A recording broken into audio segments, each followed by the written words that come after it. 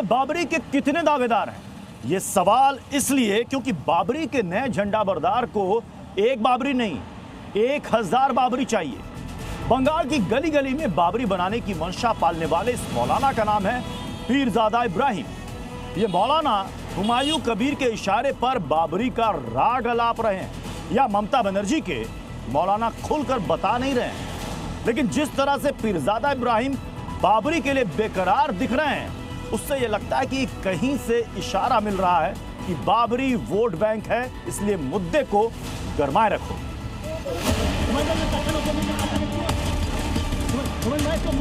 एक तो कहना 1000 तो हो जाएगा, क्या होगा इसमें? क्या क्या होगा? हर क्या है?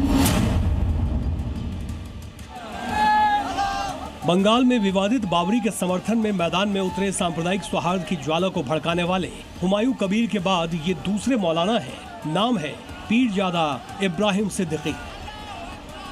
हुमायूं कबीर विशुद्ध राजनीतिक वजहों से मुर्शिदाबाद में अदालती आदेश से दफन बाबरी को जिंदा करने की कोशिश में लगे हैं। तो पीरजादा इब्राहिम को बाबरी की याद तब सता रही है जब बंगाल में वोट के दिन बिल्कुल करीब आ चुके हैं। बाबर एक आदमी था, उसके नाम से होना से क्या होता है? हम बोलते हैं मस्जिद एक तो नहीं 10 तो होगा। इतिहास की नई व्याख्या बता रहे हैं पीरजादा इब्राहिम सिद्दीकी।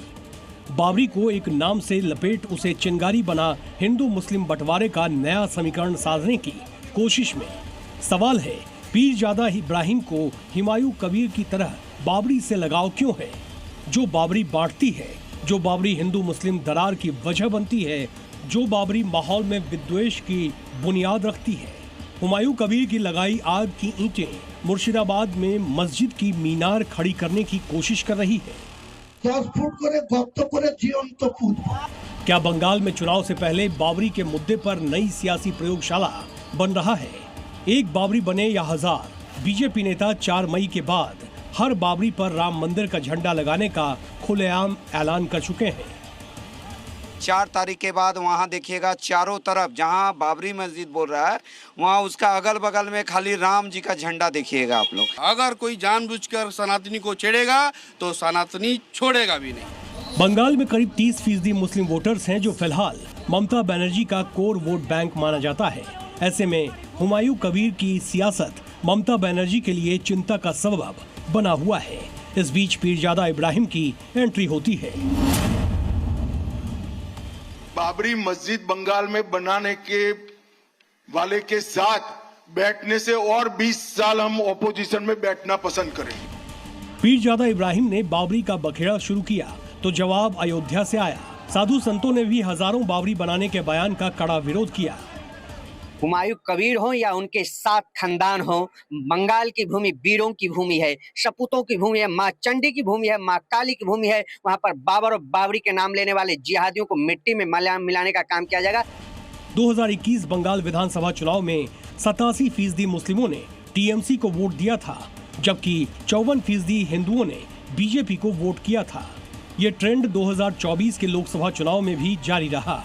लिहाजा ममता बनर्जी ने गियर शिफ्ट भी किया और सॉफ्ट हिंदुत्व की इमेज भी डेवलप करने की कोशिश की।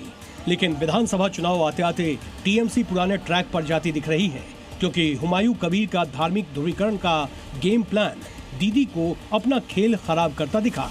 उधर हुमायूं कबीर बाबरी के सहारे सियासत जिंदा रखने के चक्कर में धमकी पर उतर आए।